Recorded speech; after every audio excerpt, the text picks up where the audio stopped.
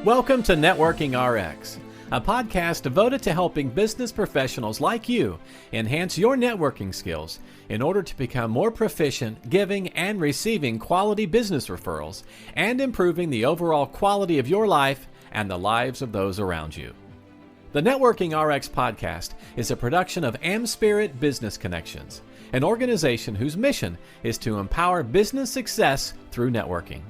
I don't think I've ever shared this story on this podcast, but I went to the Ohio State University for law school. They have a program there where you could get your MBA and your law degree at the same time, and somehow or another I felt like I needed to do that. And so I was finishing up, it's actually a 4-year program. I was finishing up the 3rd year, and I'm like, all right, time to be an adult, time to try and find that job. I knew I didn't want to practice law, but I wanted to find something where I could use my graduate business degree, but I had a law degree. And so I, came up with a cover letter, and this is the late 80s. So, there's no LinkedIn, there's no email, there's no nothing. It's going to the library and just getting lists of names. And I got a list of 100 names. I had a concentration in business school in real estate. So, okay, I'm going to get a job in real estate. Got all these different names, and I don't know how I did this, but there were 3 women that I knew in law school, and I hoodwinked them to help me stuff all these envelopes. Printed out this thing. Somebody helped me with a mail merge. Printed out my resume, and I sent out 100 of these things, and waited, and got nothing. I got nothing. And that was the fall leading into my last year that all those went out, and then I went through just the regular job search and ultimately got a job through the interviews that were done at school. But I was, and it was really kind of a legal position. I ended up as a tax consultant. I really didn't want to do that. I had no idea. I didn't follow up with anybody. I just figured, okay, you know what? I've got a law degree. I've got an MBA. Isn't this special? There were only like 4 of us that did that program.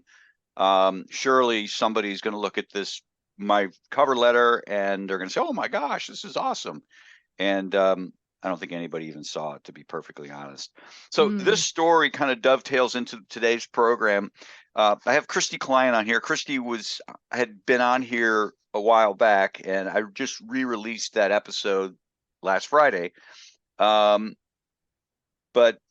I had her on to kind of go listen to that episode. It's episode 462. And she really kind of shared her story about how she had this failed job search. She spent over a year trying to find a job, probably repeating what Frank Agan did, and wondering what in the hell's going on. And she's not a dumb guy who's opposed to asking for directions or help. Probably asked some. Well, she did ask somebody. She explained she asked somebody, and they kind of set her straight, and that led her into her career now. She's the owner of, not a owner, she is the owner of We Write It Now Resumes and Career Resources. So Christy, welcome back to the Networking RX podcast. Thank you so much for having me back again. Last time we talked about your journey, and this time I really want to kind of get into the tactical of how do you network a career transition? Obviously, you heard my story. There was nothing networking about it. I had no idea what networking meant. I just figured that's what you did. You just sent out a lot of stuff, and something would happen. And it was very expensive, relatively speaking. So, what should I have done? Yeah. Well, I should have known you, but you were probably in junior high at the time. So. Oh, stop. Well, okay. So let's be honest here. Even though the landscape has changed dramatically, one thing that has not changed is the concept of networking, having conversations with people to get your foot into the company, into your target company, or just getting your foot in the door. That piece has not changed. It's still the most effective way to shorten the job search process.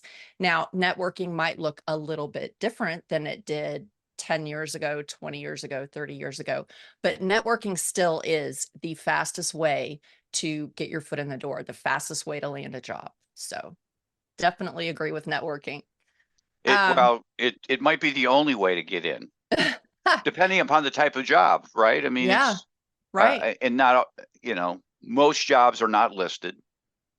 Um, and these are going to be outliers, but if you're a if you're a top level professional coach, you're not doing a resume, Yeah. and so as you start to move down, and I'm not saying resumes are not important, but I think networking, the further you move up, the more important it becomes. Yeah, I mean, that's fair to say. That's fair to say. But I think the people out there that don't employ networking, they're going to struggle. It's just like those people that they say they're super focused on landing the next job and they're keyboard jockeys, applying to every single position as fast as they can, as many as they can, shooting out 20 applications a day, 50 applications a week, whatever. But if you are not combining the actual application process with networking and having those conversations and asking for introductions and doing the discovery calls, it's going to be a very slow process and you're going to get frustrated pretty fast. Well, let's dig into that because you do this all the time. You coach, consult, help hundreds of people kind of go through this. And younger Frank Agan, if he were listening to this, would be like, okay, networking. Yeah, I get it. And I wouldn't pay attention to the details. It's kind of like me taking directions, head down this way, and that's all I hear. And I don't Hmm. hear about when I'm supposed to take the next left, and then I'm lost again. So that's just me. Yeah. It's really important for people to consider having a strategy in place or a game plan in place. I always go back to the analogy of sports, and you have a coach, and a coach has a strategy, a playbook, a game plan to win the game. And you should really consider adopting a networking strategy as well so that you can be focused on your efforts and also be very intentional with your time, because there's some people out there that might have a job, but they're also looking for the next job. So now you're having to, squeeze in all of these job search strategies in your downtime. So it's really important to be very focused with your activities and have that structure and have that game plan and then stick with it. That's the biggest thing. You can have a game plan all day long, but if you don't stick to it, it's not going to work. So, No, absolutely. I guess let's dissect what would sure. be a good game plan. Yeah. Well, so here's kind of what I have been sharing with my clients, and it seems to work pretty well. The feedback that I get from them is thank you for creating this realistic game plan, because it's things that actually people don't. Well, first of all, it's not going to cost. The things that I'm going to talk about, there's no cost associated with it. And I'll just kind of jump right into it. My 5-step method. I don't have a fancy name for it. There's just 5 steps. So well, I if you're guess just listening, before you jump in, we'll yeah, call it Christie's method. I would imagine as you talk to people on these things, yeah, their eyes go wide and they're like, "Oh my gosh, this is." You're like showing fire to a caveman, because if they're well, they just don't get it. People just don't. yeah. Well, and I think part of that is because there is this negative stigma associated with the word networking, Yeah. you know, and I want to encourage you or challenge you, for the listeners out there, if you have this kind of bad taste in your mouth with networking or the word networking, let's not call it networking. Let's just call it conversations because that's what it is. It's literally just a conversation. So I think if you take that negative stigma attached to it, and also I know there's a lot of people out there that feel like, gosh, if I start asking people for help, it's going to come across as I'm unqualified or I'm desperate. Don't think of it that way either. You are having a conversation and it's a business conversation. It's actually an exchange of information. You're telling somebody about you and what you need, and they are giving you information in response to what you just shared with them. So it's literally a transaction. It's very professional. People do it all the time. So Hopefully right. that kind of helps to change your mindset about anything negative associated with networking, and just focus on having conversations, and come from a sincere place, an authentic place. Be honest, don't ramble, but like, everybody has been where you are right now. Everybody at some point has had to find a job or gone through a transition. So just don't be afraid of it, and welcome it into your world just as the conversations. So that would be my first hint or tip. Okay, keep going. We have 4 more, right? All right. Well, actually, so let me Okay. back up. That is setting the stage, because we Okay. want you to feel comfortable and confident in these conversations that you're going to have. So my 5-step method, my first step is you need to be clear on what it is you're transitioning to. Mm, And I know this kind of sounds like, well, yeah, of course, but some people aren't clear, and that's okay. But before you start networking with people, get clarity on what it is you're wanting to do. What kind of role are you interested in? What industry? How big of a company do you want to work for? Do you want to work for a Fortune 500 company, or are you good with a startup company? So I want you to think about those kinds of things. Just be clear on your transition. And then the second thing would be, or the second step would be, to develop that networking game plan that I mentioned earlier. And something that could kind of look like would be first identifying places that you can network, groups that you can network with. And I know back in 2020 and 2021, we were pretty limited in terms of face-to-face interaction. Now we have the beauty of not just virtual collaborations or virtual conversations, but now we can go back to those face-to-face meetings, which are so beneficial. They're so impactful. So spend some time identifying groups that you can network with, or maybe industry associations. Those are always great places to start as well. And really, all you're wanting to do is find people that can help you get to that goal, whatever your transition goal is. So it may not be like these first round of people that you talk to, they may not know of a particular job or opportunity for you, but they might know somebody that would be a good person for you to meet, or a yeah. good person to have a conversation with. And I like to think of that as your second ring of influence. So many times people look to their first level of connections, and think, they're not going to be able to help me. Well, they might not be able to help you land a specific role or introduce you to a specific opportunity, but they might have somebody in their network that can help get your foot in the door, like we talked about earlier. Yeah. So, Going back to being clear, yeah. what do you say to people who, um, well, I'll look back at myself.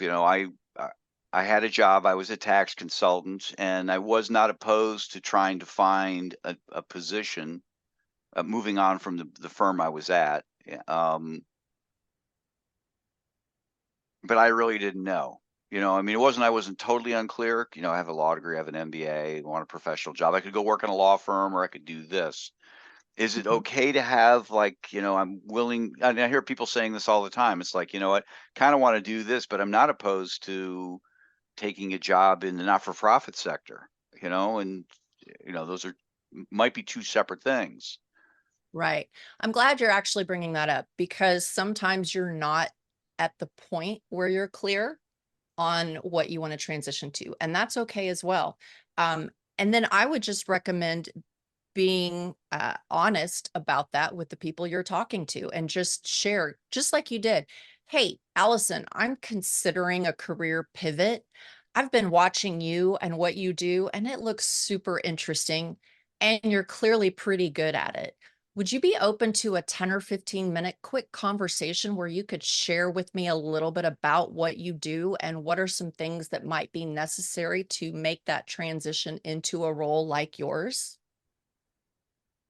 Yeah. So, I mean, that could be one strategy. And I think that you will find most people, if you just ask for 10 or 15 minutes, that's very reasonable.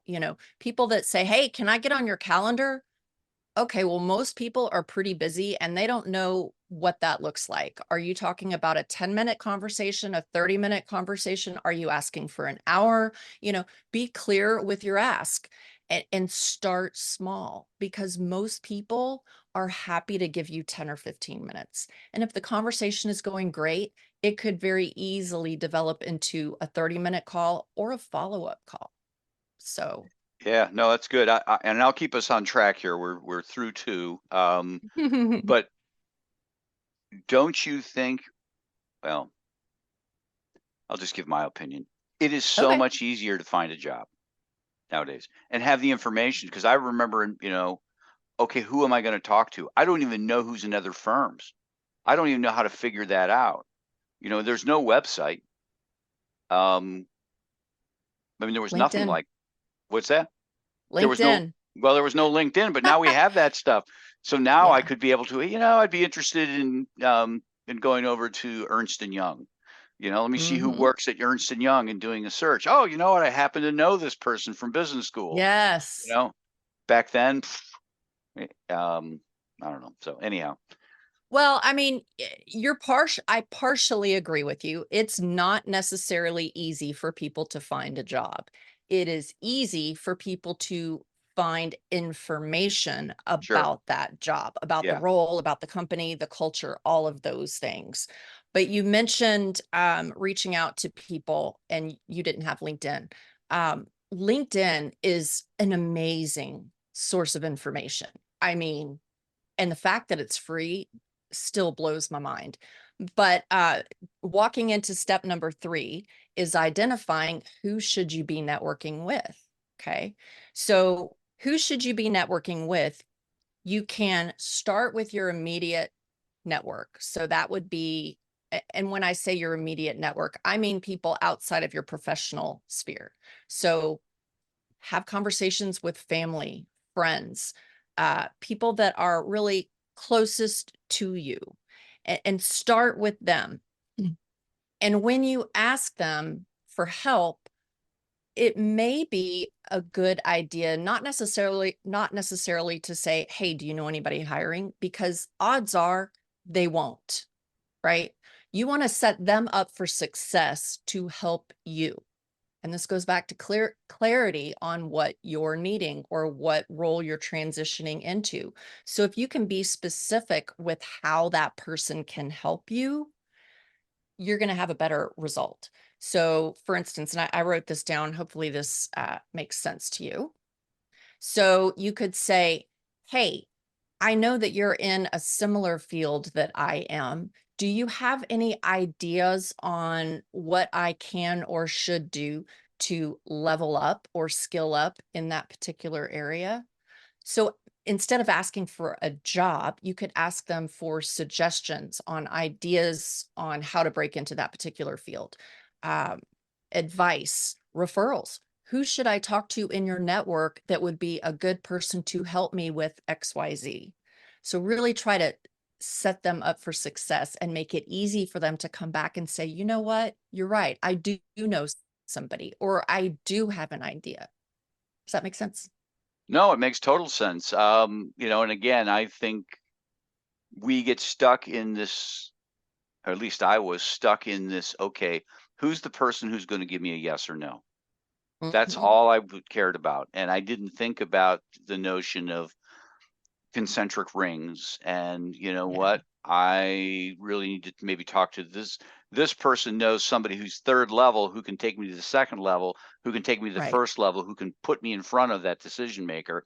Not just put me Yeah. in front of the decision maker, but say, "Hey, I've got somebody you need to talk to. I think you'll be really impressed Right. with this person."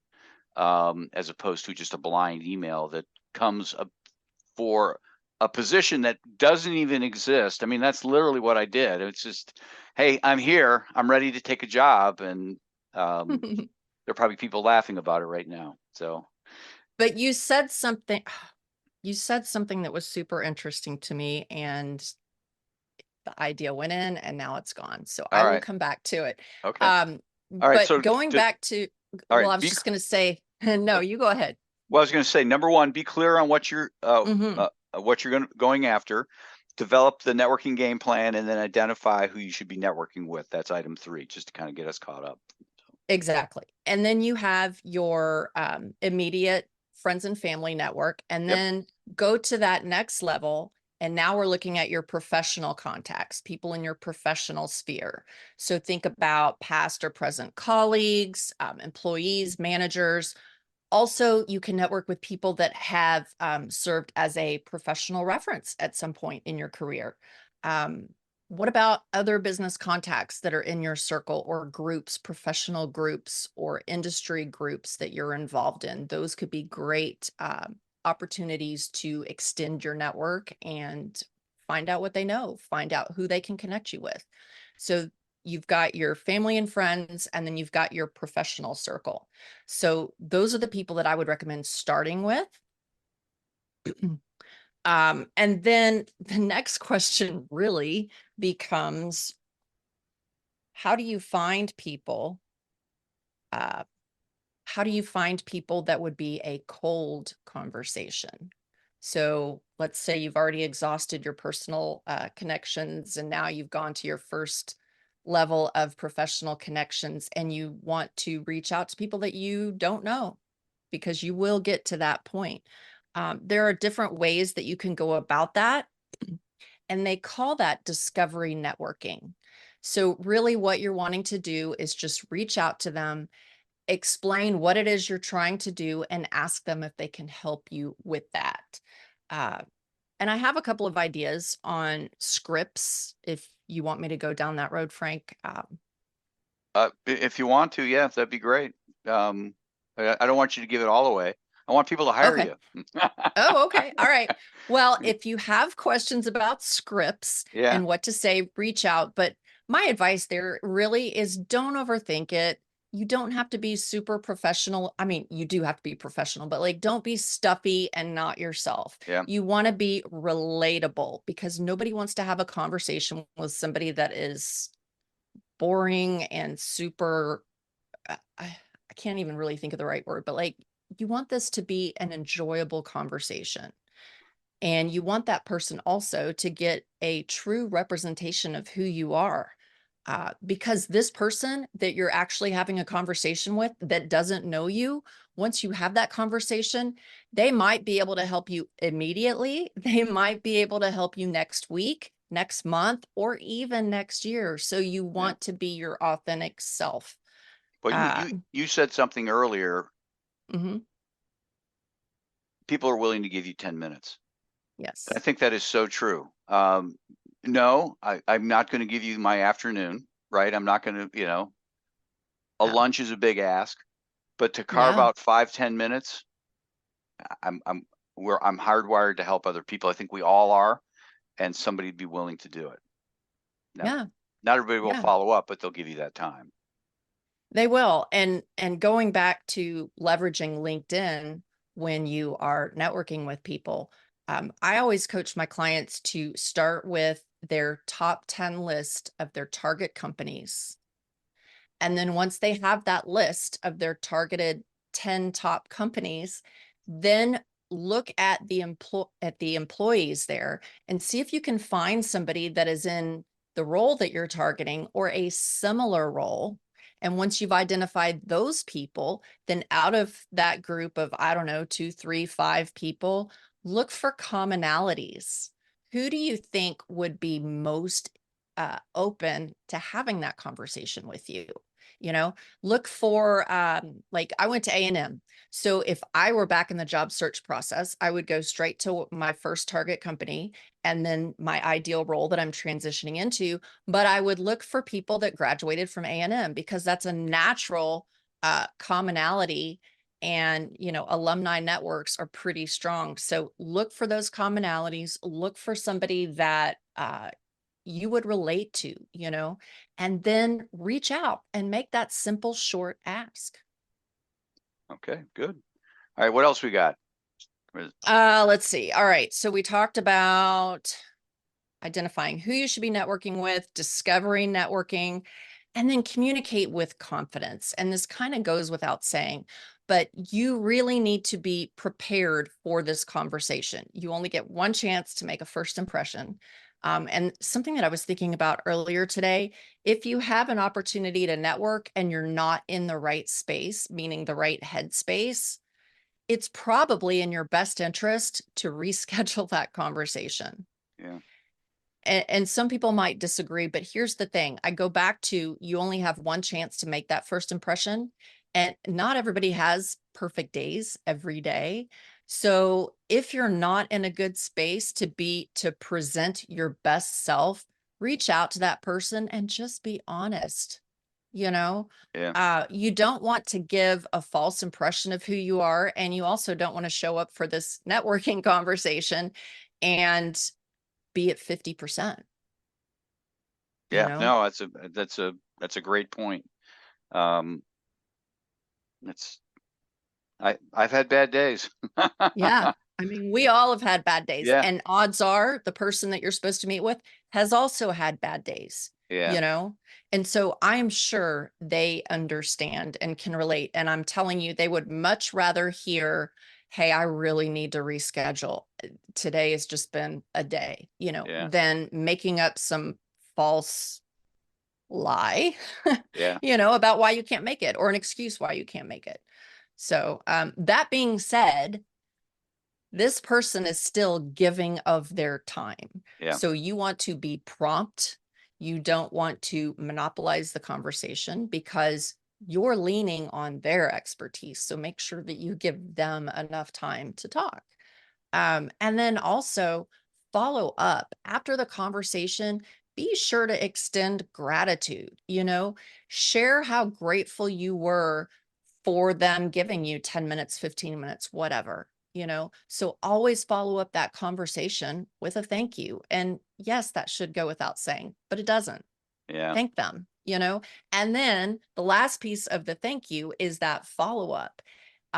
Put it in your calendar when to follow up with that person. Like, don't just say, yeah, okay, well, let's touch base in a couple weeks. No, you need to be specific on when you're going to touch base, when and how, put that down in your calendar, because you think you're going to remember. You probably won't. Yeah. I had a I had an internship one summer when I was in law school, and I sat out by the reception area, and the head guy was interviewing for a particular position, and one day he interviewed 3 or 4 people, and he told the receptionist, this is in the 80s, Yeah. so there's no email, none of that, and he said, listen, I don't want to talk to any of those people, but I want you to keep track of when they call, because I want to see who's Mm. eager to come back in here. And that just stuck with me. It's like, all right, I get it. You know, you need to kind of go through that, make that extra effort, like you want the job. So, That is but so true. So true. I mean, the yeah, people that show up, follow up, and are consistent, those are the people that win out. yeah, yep. Well, good stuff. How can people work with you? How can they get a hold of you? What types of things do you do? Obviously Sure. it's in the name. You write resumes, but there's so much more to it. There's so much more to a job search than just having a resume.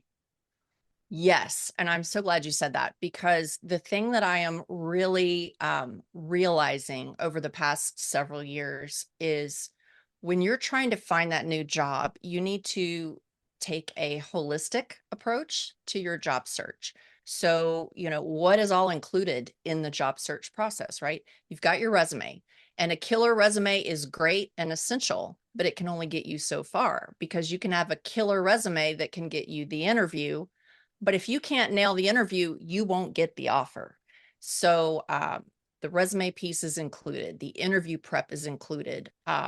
Another part of the process is salary negotiations. You need to be confident in what you're asking for and back it up with, why do you deserve that amount? So that's a piece of the process. Networking, that's a piece of the process.